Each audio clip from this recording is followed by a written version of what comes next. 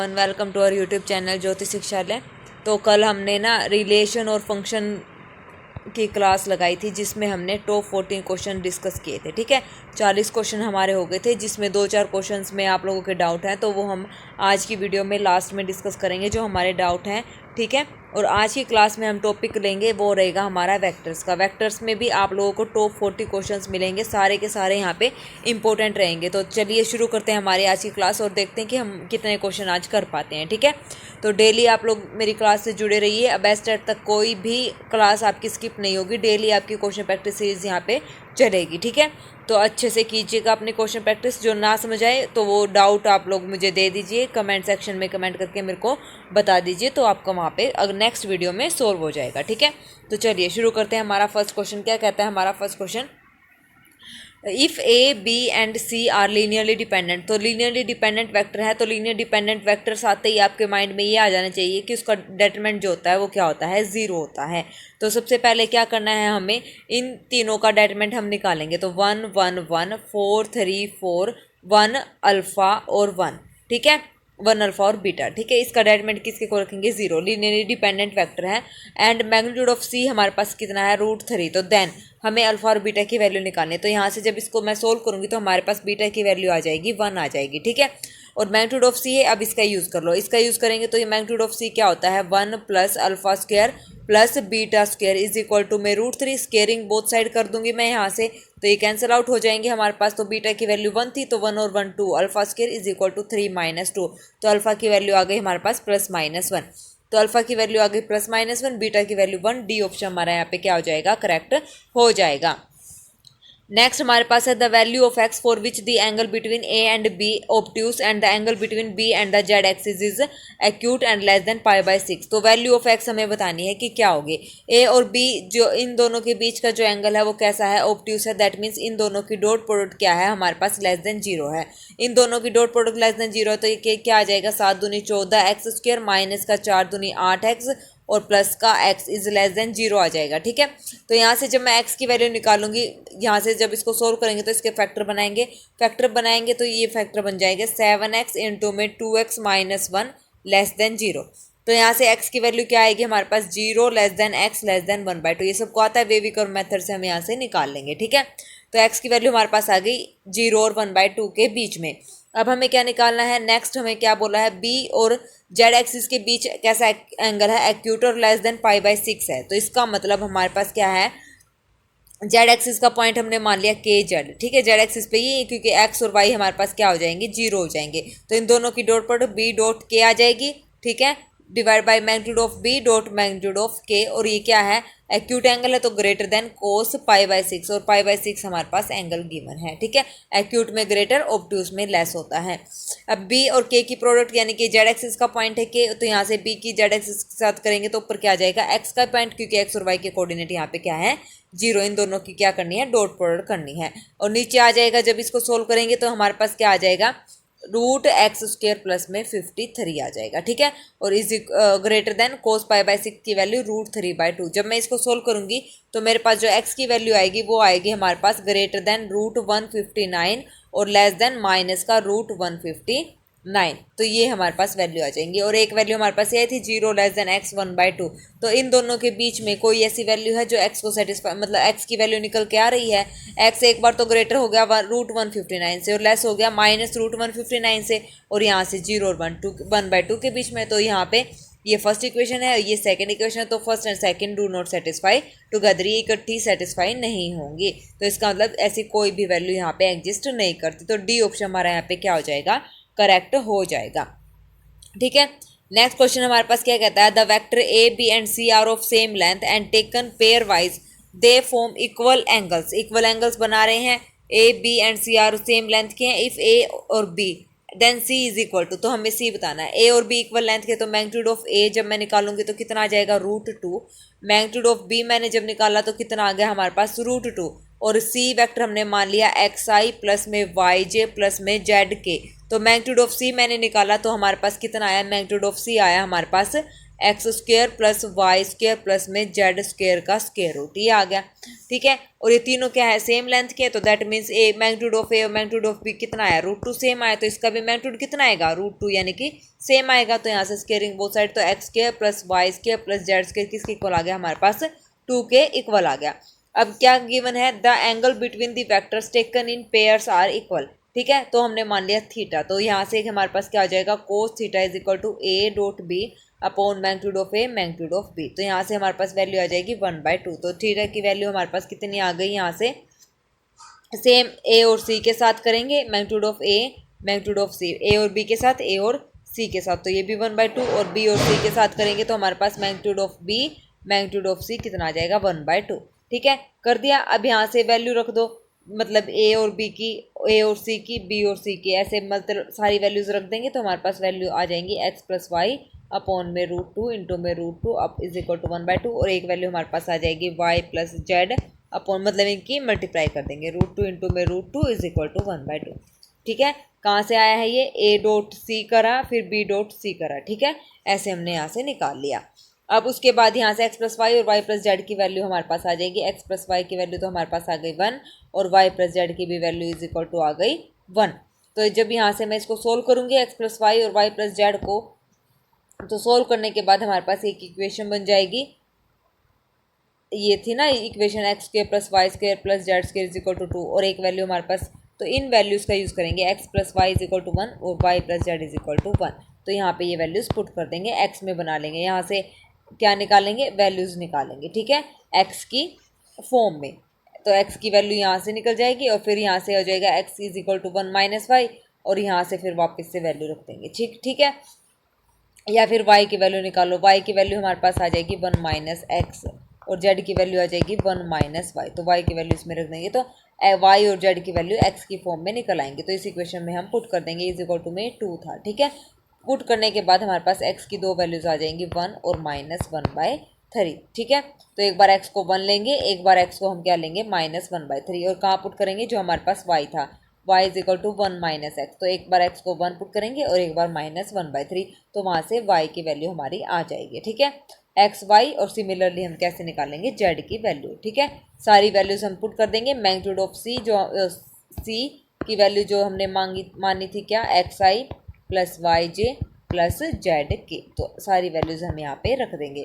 तो वैल्यूज रखने के बाद जो हमारा आंसर आएगा सी का, वो आएगा हमारा डी ऑप्शन यहाँ पे करेक्ट। ठीक है, तो डी ऑप्शन हमारा यहाँ पे क्या हो जाएगा, करेक्ट हो जाएगा। Next, a vector of magnitude 3 and perpendicular to this, तो एक वेक्टर है जिसका मैग्नीट्यूड 3 है और परपेंडिकुलर है इनके, तो इसको नाम दे दिया ए, इसको नाम दे दिया हमने बी। ठीक है, अब परपेंडिकुलर के लिए तो हम क्या करेंगे, सीधा सबसे पहले ए क्रॉस बी निकालेंगे, उसका डेटरमिनेंट कैसे सोल्व करते सबको पता है, ए क्रॉस बी आई जे के, ए हमारे पास 1 -2 1 2 1 और -3, डेटरमिनेंट निकालो। डेटरमिनेंट निकालेंगे तो हमारे पास आ जाएगा 5 इंटू आई प्लस जे प्लस के, ये हमारे पास इसकी वैल्यू आ जाएगी। अब इसका मैग्नीट्यूड निकालो, मैग्नीट्यूड जब मैं निकालूंगी ए क्रॉस बी का जो मैग्नीट्यूड आएगा वो हमारे पास कितना आएगा, 5√3 आ जाएगा। ठीक है, कितना आ जाएगा, 5√3। तो अब क्या करना है, क्या बोला है इसने, a vector of magnitude 3 and perpendicular to this, तो यहाँ से हम क्या करेंगे, वेक्टर निकालेंगे कैसे, अब यूनिट वेक्टर अलोंग यहाँ से निकलेगा हमारे पास, यूनिट वेक्टर अलोंग, किसके अलोंग हमने निकालना है, ए क्रॉस बी के अलोंग हमने निकालना है। तो क्या आ जाएगा, ए क्रॉस बी की वैल्यू क्या है, i प्लस जे प्लस के। ठीक है, और अपॉन में इसका मैग्नीट्यूड कितना है, यूनिट वेक्टर तो ऐसे निकालते हैं ना, यूनिट वेक्टर हमारे पास क्या होता है, यूनिट वेक्टर कैप आती है, तो ए वेक्टर अपॉन मैग्नीट्यूड ऑफ ए, यही हमने निकाला ए क्रॉस बी के अलोंग, तो ये आ जाएगा 5√3। इतना आ गया, 5 से 5 कैंसिल, अब हमारे पास ये आ गया। तो रिक्वायर्ड वेक्टर हमारे पास कितना आया, 1/√3 आई प्लस जे प्लस के, ये हमारे पास वेक्टर आ गया। क्या, 1/√3 आई प्लस जे प्लस के। अब आंसर देखो, अब यहाँ से आंसर मैच नहीं हो रहा, तो हम क्या करेंगे, हम यहाँ से क्या करेंगे, रिक्वायर्ड वेक्टर हमने निकालना है, और मैग्नीट्यूड कितना है हमारे पास, 3 गिवन है, कितना गिवन है, मैग्नीट्यूड हमारे पास 3, तो यहाँ से हो जाएगा रिक्वायर्ड वेक्टर, मैग्नीट्यूड 3 गिवन है तो 3√3 आई प्लस जे प्लस के, मैग्नीट्यूड 3 है, 3 से मल्टीप्लाई करिए, नीचे √3 था, √3 से एलसीएम और डिवाइड हमने करा है तो नीचे आ जाएगा 3। ठीक है। ये मैग्नीट्यूड हमने यहाँ पे रखा, 3 से 3 कैंसिल, तो √3i + j + k, तो बी ऑप्शन हमारे यहाँ पे करेक्ट हो जाएगा। समझ पता चला ना 3 कैसे आया, क्योंकि मैग्नीट्यूड हमारे पास 3 गिवन था, तो 3 यहाँ पे इंटू में i प्लस यहाँ पे लिखा है 3 और इसको रैशनलाइज कर दिया √3 से, ठीक है। तो फिर ये कैंसिल आउट हो जाएंगे, तो √3 हमारा बच गया, ठीक है। तो बी ऑप्शन हमारे यहाँ पे करेक्ट हो गया है। ओके, चलिए next question. If A B are 3 coplanar, A B and C are 3 coplanar, यहाँ पे सी आएगा, are 3 coplanar vector such that A B and C, then all possible values of scalar p and theta are, तो p और theta की value हमें बतानी है। Coplanar vector है तो इसका मतलब हमारे पास जो डेटरमिनेंट है वो क्या है, 0 है। डेटरमिनेंट को 0 रखेंगे तो हमारे पास एक वैल्यू आएंगी और वो आएगी p-1 का square is equal to sine theta -1, ये वैल्यू हमारे पास आ जाएगी। अब यहाँ से देखिए ये क्या रहेगी, पॉजिटिव वैल्यू रहेगी, तो यानी कि p-1 का होल स्क्वायर तो कैसी value, greater than equal to 0, और साइन थीटा -1 भी क्या है, ग्रेटर देन इक्वल टू 0, ये भी पॉजिटिव, तो यहाँ से हो जाएगा sine theta is equal to 1 और यहाँ से p is equal to 1, equality हमने यहाँ पे ले ली, तो 2 वैल्यूज आ गई। तो यहाँ से थीटा की वैल्यू हमारे पास क्या आएगी, 2n पाई प्लस π/2, और p कितना है हमारे पास 1, तो आंसर देखो कौन सा है हमारे पास, p1 है और उसकी वैल्यू थीटा की वैल्यू 2n पाई प्लस π/2, तो थीटा तो हमारे पास ये निकल रहा है और p की वैल्यू कितनी है 1, यहाँ पे 0, यहाँ पे 1/2, तो डी ऑप्शन हमारा यहाँ पे क्या हो जाएगा, करेक्ट हो जाएगा। Next, the unit vector parallel to this, unit vector parallel to this निकालना है। अभी हमने परपेंडिकुलर निकाला था, अब पैरेलल आप लोगों ने निकालना है, कैसे निकालोगे, ठीक है। इजी क्वेश्चन है, करके दिखाना है मेरे को कैसे निकालना है यूनिट वेक्टर, ठीक है। होमवर्क है ये आप लोगों के लिए। Next question, if magnitude of a plus B is equal to magnitude of a minus B, इसमें कुछ नहीं करना, स्केयरिंग करनी है बोथ साइड और इसको सोल्व करना है, तो हमारे पास अपने आप आंसर आ जाएगा, ठीक है। अगर a डॉट b कितना आ गया, 0 आ गया, तो इसका मतलब ये क्या है, परपेंडिकुलर, तो बी ऑप्शन हमारे यहाँ पे करेक्ट हो जाएगा, ठीक है। तो इसको सोल्व करके देखना और देखना कि क्या वैल्यू हमारी आ रही है। Next, the number of vector of unit length perpendicular to a vector a and b is, तो नंबर ऑफ यूनिट वेक्टर्स हमें बताने हैं परपेंडिकुलर टू दिस, तो परपेंडिकुलर है, परपेंडिकुलर जहाँ पे भी आ जाए तो माइंड में आना चाहिए a क्रॉस b, और a क्रॉस b का मतलब डेटरमिनेंट, और इसका मतलब इसकी value ai minus j plus k, ये वैल्यू आ गई। इस परपेंडिकुलर टू बोथ किसके परपेंडिकुलर है, a और b गिवन है, तो बोथ a एंड b, तो दैट मीन्स हमारे पास क्या आ जाएगी, इसकी वैल्यू निकालो। मैग्नीट्यूड ऑफ a जब मैं इसका निकालूंगी तो 1 और 1 2, ठीक है, तो कितना आ जाएगा, √2। मैग्नीट्यूड ऑफ b जब मैं निकालूंगी वो भी कितना आएगा हमारे पास, √2 आ जाएगा। और a क्रॉस b का जो मैग्नीट्यूड है वो कितना आएगा, क्योंकि i plus i minus j plus k, ये वैल्यू थी, कितना आएगा हमारे पास, √3 आएगा, ठीक है। तो यहाँ से अब देखो क्या निकलता है, इसने परपेंडिकुलर बोला ना, इसके परपेंडिकुलर है, तो वेक्टर a एंड b, तो number of vectors of unit length हमें बतानी है, तो कितने बनेंगे, तो आप बताइए कितने बनेंगे नंबर ऑफ यूनिट वेक्टर्स, 1 बनेंगे या 2 बनेंगे। अभी तो मैंने बताया ना, मैग्नीट्यूड ऑफ a हमने निकाला, मैग्नीट्यूड ऑफ b हमने निकाला, वैसे इसकी कोई नीड नहीं थी, क्योंकि इसके परपेंडिकुलर बोला है a क्रॉस b, तो हमने निकाल लिया, और a क्रॉस b की वैल्यू हमारे पास आई i माइनस j प्लस के, और इसका जो मैग्नीट्यूड आया वो आया √2 और इसका आया √2, तो इनके मैग्नीट्यूड की कोई मतलब इतनी ज़रूरत नहीं है, ठीक है। और इनकी मैग्नीट्यूड जो हमने निकाला है ना, मैग्नीट्यूड ऑफ a √2 और मैग्नीट्यूड ऑफ b √2, तो ये मैंने आपको वैसे निकाल के दिखाया है। जब ये बोले ना a और b परपेंडिकुलर है, तब हम ये बोलेंगे कि इनके मैग्नीट्यूड, तो तब इसकी हमें क्या पड़ेगी, नीड पड़ेगी। अभी हमें सिर्फ ये बताना है कि ये दोनों वेक्टर परपेंडिकुलर हैं, ठीक है। तो यहाँ से a क्रॉस b की जो वैल्यू हमारे पास आएगी वो आएगी, यूनिट वेक्टर जो हमारा निकलेगा, unit vector along a cross b is i minus j plus के डिवाइडेड बाय कितना आ जाएगा, √3, यानी कि प्लस माइनस 2 वैल्यूज आएंगी, तो सी ऑप्शन हमारे यहाँ पे करेक्ट हो जाएगा। लेकिन आपको पता होना चाहिए मैग्नीट्यूड ऑफ a हम कैसे निकालेंगे, मैग्नीट्यूड ऑफ b इनकी ज़रूरत नहीं है, वैसे मैंने इसको एक्स्ट्रा पॉइंट आप समझ के आपको बताया है, ठीक है। हमें सिर्फ क्या बताना है, यूनिट वेक्टर बताना है, और यूनिट वेक्टर क्या आएगा, यूनिट वेक्टर आएगा plus minus i minus j plus के, और इसका मैग्नीट्यूड कितना है, √3, तो ये 2 वैल्यूज़ आई हैं, तो इसका मतलब सी ऑप्शन हमारे यहाँ पे करेक्ट है, ठीक है। आगे समझ में। चलिए next, the vector c directed along the internal bisector of the angle between the vector A b with magnitude of c हमारे पास गिवन है। ठीक है, तो हमें क्या निकालना है, वेक्टर सी की वैल्यू हमें यहाँ से बतानी है। तो इसमें मैं आपको हिंट दे रही हूँ आपने कैसे करना है। तो ये डायरेक्टेड विद दिस है ना, तो इसका मतलब यहाँ से देखो magnitude of C is equal to, मैंने लिखा लैम्डा ए प्लस बी, क्योंकि इसने बोला है जो वेक्टर सी है वो directed along the internal bisector of the angle between, internal bisector है यानी कि इन दोनों का इंटरसेक्शन। और कैसे लिखते हैं इनको, ए प्लस बी लैम्डा से मल्टीप्लाई करके। ठीक है, तो यहाँ से जब इसको आप लोग सोल्व करेंगे तो हमारे पास सी की वैल्यू आ जाएगी लैम्डा की फॉर्म में। ठीक है, तो देखो कैसे निकालना है इसको मैंने ऐसे कर लिया, ये यूनिट वेक्टर थे, ये था ना directed along with internal bisector, तो बाइसेक्टर हमेशा यूनिट वेक्टर यानी कि a unit vector plus b unit vector, तो ये था सी की वैल्यू। ठीक है, तो ये हो जाएगा लैम्डा, ए यूनिट वेक्टर का मतलब है a vector upon magnitude of a vector plus b vector upon magnitude of b vector, और ये सारी चीज़ें हमारे पास गिवन है। तो सारी वैल्यूज़ आप यहाँ पे रख देंगे। तो सी की वैल्यू मैं आपको बता रही हूँ क्या आएगी, सी की वैल्यू हमारे पास आ जाएगी लैम्डा अपॉन में 9i माइनस 7j प्लस में 2k, ये वैल्यू हमारे पास आ जाएगी सी की। अब मैग्नीट्यूड ऑफ सी हमारे पास कितना है 5√6, इसका मैग्नीट्यूड जब मैं निकालूंगी सोल्व करेंगे तो यहाँ से हमारे पास लैम्डा की वैल्यू आ जाएगी, इसको रखेंगे इज इक्वल टू 5√6, तो हो जाएगा प्लस माइनस, क्योंकि इसका मैग्नीट्यूड करेंगे ना, मोड लगाएंगे, मोड हटाएंगे तो प्लस माइनस में वैल्यू, तो लैम्डा अपॉन में 9√54, तो यहाँ से लैम्डा की वैल्यू हमारी आ जाएगी, और वो क्या आएगी, लैम्डा की वैल्यू आएगी हमारे पास 5/3, 5/3। ठीक है, और यही हमें निकालना था, वैल्यूज पुट कर दो 5/3, तो हमारा जो आंसर आएगा 5/3 i minus 7j plus 2k, तो फर्स्ट ऑप्शन हमारा यहाँ पे क्या हो जाएगा, करेक्ट हो जाएगा। नेक्स्ट क्वेश्चन है, the point with position vector this and this are collinear, collinear है तो कोलिनियर का मतलब इनका जो डेटरमिनेंट है वो किसके इक्वल है, 0 के इक्वल है, तो यहाँ से आप निकाल लेना, हमारा एक ही वैल्यू आ जाएगी डेटरमिनेंट को इक्वल टू 0 करके।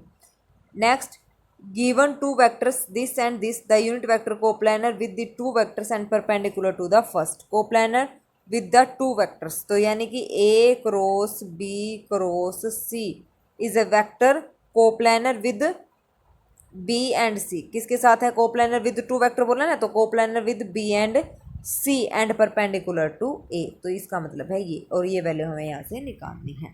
ठीक है, निकल जाएगी, लाइन टू लाइन हम चल रहे हैं, जो भी कंसेप्ट आपको नया लग रहा है आप उसको नोट डाउन करके चलिए। ठीक है, तो ये सारी वैल्यूज़ निकालने के बाद आपने क्या निकालना है, इसका फिर मैग्नीट्यूड निकालना है, और अपॉन में ये वैल्यू आ जाएगी magnitude of a cross b cross C.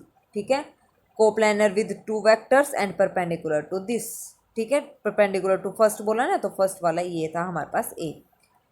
Next, if a B and C are non coplanar unit vector such that, non coplanar unit vector हैं तो such that this is equal to this where b and C are non parallel, then angle between a and b हमें बताना है, ये आप लोगों के लिए होमवर्क है।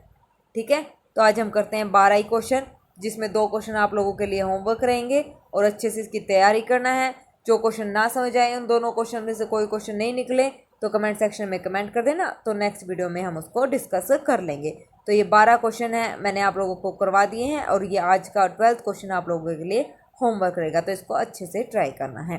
ठीक है, तो चलिए अब हम चलते हैं हमारे कल वाले जो क्लास के डाउट हैं उसको देखते हैं कि कैसे क्या क्वेश्चंस थे वो। ठीक है, तो चलिए देखिए 7 क्या कहता है ये, the domain of f of x is equal to log 2 log 3 log 4/5 into में कोट इनवर्स एक्स, इसका इनवर्स, तो इसकी डोमेन निकालनी है, दोनों सेम है, तो मैं आपको एक ही क्वेश्चन करा रही हूँ और ये हो जाएगा इजीली, बहुत ही आसान क्वेश्चन है।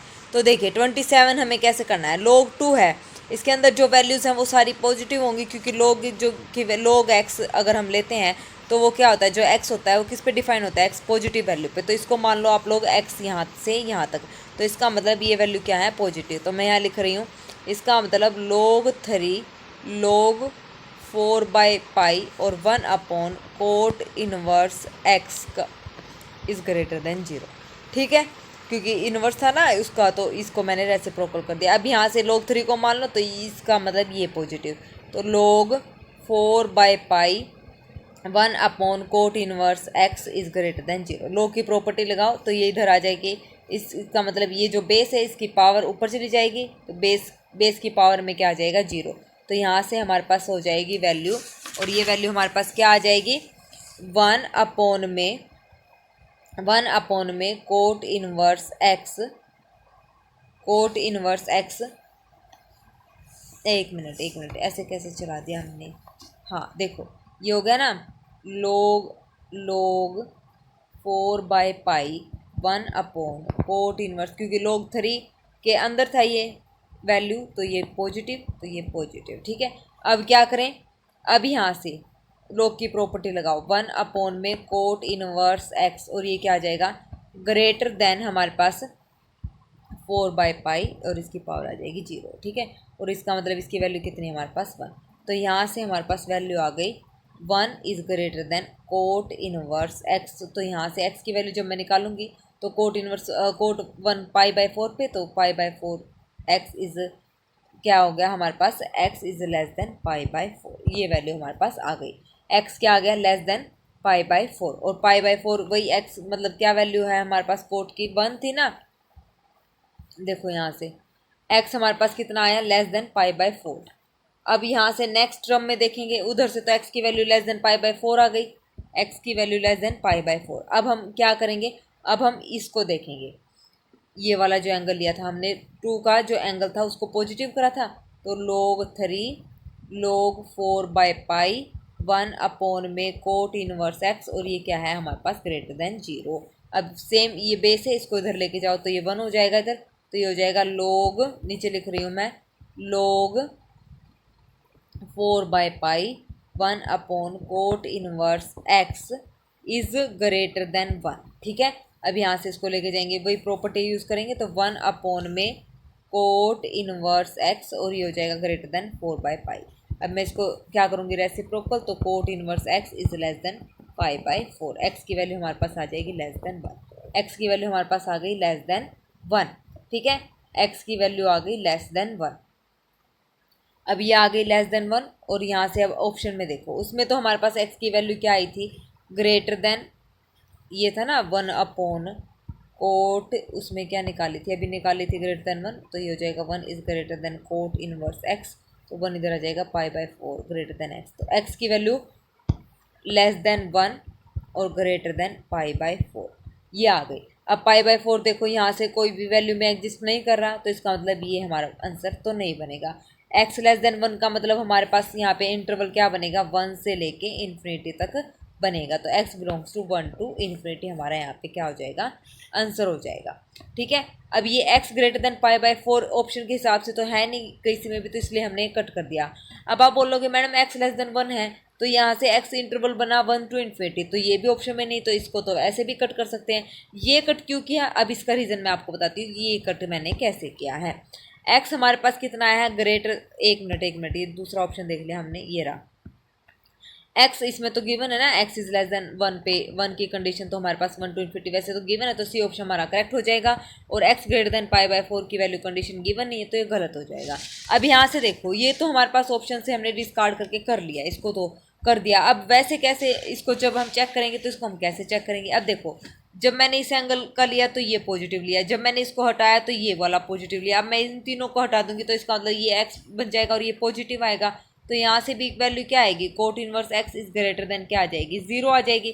तो यहाँ से क्या वैल्यू निकलेगी, यहाँ से हम क्या कंक्लूजन निकालेंगे। अब ये वैल्यू तो पॉजिटिव कब ट्रू होगी, ये हर एक r x belongs to r के लिए ये रिजल्ट हमारा ट्रू हो गया, क्योंकि कोट इनवर्स की जो रेंज होती है वो क्या होती है, 0 से पाई होती है हमारे पास। तो अब यहाँ से इसका जब ग्राफ देखेंगे तो ग्राफ हमारे पास क्या कहेगा, इसका ग्राफ ये हमारे पास पाई/2, ये हमारे पास पाई/4, और ऊपर है हमारे पास पाई, और ये वैल्यू है 1। तो यहाँ से जब हम चलेंगे तो ये हमारे पास कुछ इस तरीके से इसका ग्राफ बन जाएगा, और ये वैल्यू इस टाइप से आ जाएगी, ठीक है। अब यहाँ से देखो x ग्रेटर देन पाई/4 वैल्यू थी हमारे पास, तो x ग्रेटर देन पाई/4 और x लेस देन 1, तो यहाँ से हमारे पास क्या कंक्लूजन निकलेगा, यहाँ से कंक्लूजन निकलेगा 1 टू इन्फिनिटी। इन दोनों से जब इनका इंटरसेक्शन करेंगे तो 1 से लेके इन्फिनिटी, तो सी ऑप्शन हमारा यहाँ पे क्या हो जाएगा, करेक्ट हो जाएगा, ठीक है। आगे समझ में कैसे किया, तो अब सेम ऐसे ही हम करेंगे। log है log 2, तो इस अंदर वाली चीज़ को क्या लेंगे, ग्रेटर देन 0 यहाँ तक। फिर log 3 को छोड़ देंगे, log 3 का जो एंगल है वो इसको हम लेंगे पॉजिटिव यहाँ तक, तो अपने आप ही इंटरवल यहाँ से निकल जाएंगे। तो सेम आपको यहाँ पे ऐसे करना है, ठीक है। इसका ऑप्शन मैं आपको बता रही हूँ, इसका सी ऑप्शन यहाँ पे क्या हो जाएगा, करेक्ट हो जाएगा। और 27 का भी हमारा क्या सी ऑप्शन यहाँ पे करेक्ट है, दोनों के सी ऑप्शन आप लोगों के करेक्ट हैं। नेक्स्ट 29 क्वेश्चन, ये भी बहुत ईजी था। ये आप लोगों ने कैसे करना है, अब देखिए यहाँ से आप लोग कैसे करेंगे, इसका भी हमारा सी ऑप्शन ही करेक्ट है। तो देखिए मैं इसका प्रूफ बताती हूँ कैसे। अब हमारे पास पहले इसको देखो, ये जो वैल्यू है 3 की पावर माइनस एक्स स्क्वायर, ये हमेशा डिफाइंड होती है किस पर, for all x belongs to R, ठीक है। इसका तो इंटरवल डोमेन हमारी आ गई, for all x belongs to R. अब इसको देखो, कोस इनवर्स एक्स जो होता है वो किसके बीच में होता है, -1 और 1 के बीच में हमारे पास वैल्यू होती है, ठीक है, कोस इनवर्स एक्स की। तो अब एक्स यहाँ पे कितना है, x/2 -1 less than equal to 1, ये less than -1 less than equal to x/2 -1 और लेस देन इक्वल टू 1। तो यहाँ से जब मैं इसको सिंप्लीफाई करूँगी तो हमारे पास जो x का इंटरवल बनेगा वो बनेगा 0 less than equal to x less than equal to 4। तो यानी कि x belongs to close interval 0 to 4 हमारा बन जाएगा। अब यहाँ से log cos x, और ये हमेशा log x क्या होता है, positive x positive pay define होता है, तो यहाँ से cos x क्या हो जाएगा, ग्रेटर देन 0 हो जाएगा। अब cos का ग्राफ देखो, ये कौन से इंटरवल पे ये पॉजिटिव रहेगा, तो यहाँ से ये शुरू होगा, ये यहाँ से जाएगा, ये हमारे पास है 3π/2 और ये हमारे पास है π/2 इसकी वैल्यू, ठीक है, और 0, ठीक है। अब यहाँ से देखो, ये है हमारे पास 1।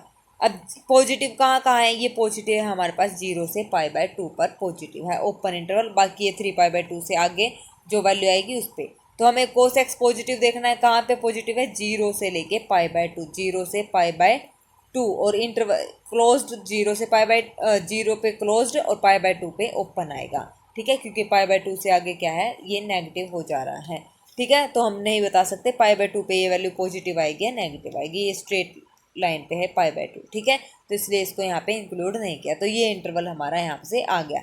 अब यहाँ से देखो, जब मैं यहाँ से क्या करूँगी, एक दूसरा रीज़न और ये है कि अब मेरे को ये पता करना है कि मैं, मान लो कई बच्चे ऐसे बोल देंगे मैडम नहीं हम तो ये क्लोज लगाएंगे, तो क्लोज लगाओगे, मान लो देखो बी ऑप्शन में क्लोज है, तो मैंने ये बोला, अभी मैंने जो x की वैल्यू डिफाइन करी थी वो क्या आई थी, x बिलोंग्स टू 0 to 4 आई थी, ठीक है।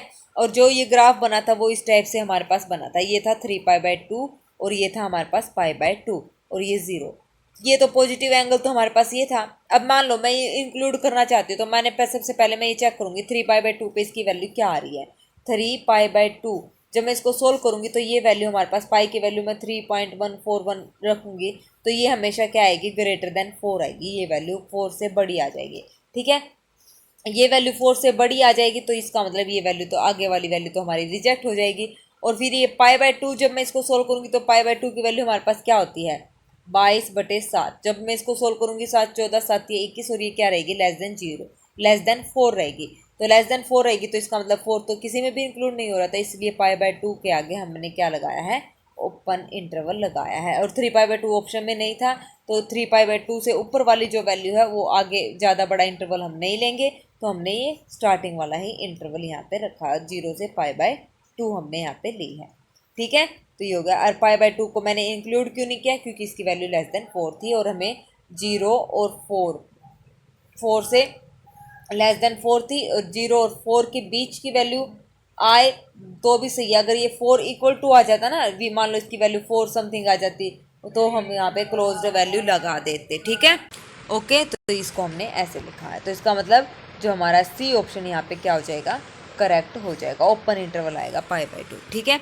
नेक्स्ट हमारे पास था 35 क्वेश्चन, ये है, इसको हमें चेक करना है कि कौन सा यहाँ पे गलत है।